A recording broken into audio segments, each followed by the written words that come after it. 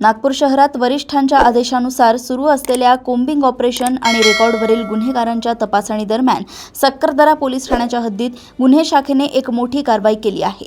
सामाजिक सुरक्षा विभागाचे पोलीस हवालदार प्रकाश माथनकर यांनी दिलेल्या तक्रारीवरून सुदामपुरी परिसरातील भांडे प्लॉट चौक येथील प्लॉट नंबर 685 वर गुप्त बातमीदारांच्या माहितीच्या आधारे पोलिसांनी छापा टाकला। या कारवाईत पोलिसांनी आरोपी प्रेमसिंग जितेंद्र बैस याला शिताफीने अटक केली आहे। पोलिसांनी केलेल्या या छाप्यात आरोपीच्या ताब्यातून 50,000 रुपये किमतीचे एक देशी बनावटीचे लोखंडी पिस्टल, 5,000 रुपये किमतीचे 5 जिवंत काडतुसे, 3,000 रुपयांची लोखंडी तलवार आणि 15,000 रुपये किमतीचा ओप्पो कंपनीचा मोबाईल फोन असा एकूण 73,000चा घातक शस्त्रसाठा व मुद्देमाल जप्त केलाय।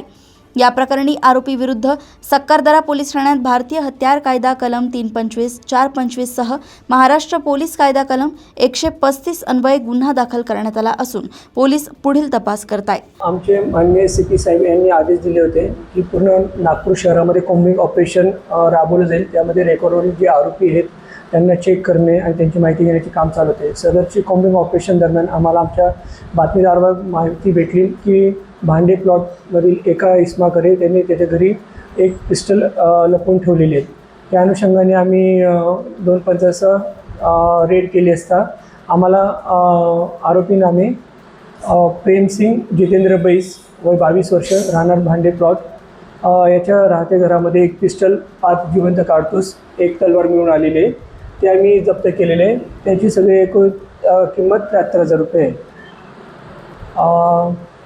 सदर आरोपीने मग त्याच्या मित्रामध्ये इम्प्रेशन टाकण्यासाठी सदरची पिस्टल जवळ बाळगली होती। कॉलेज विद्यार्थी येतो आणि मित्रमैत्रिणीसमोर इम्प्रेशन हे करण्यासाठी त्याने सदरची वस्तू बाळगली होती।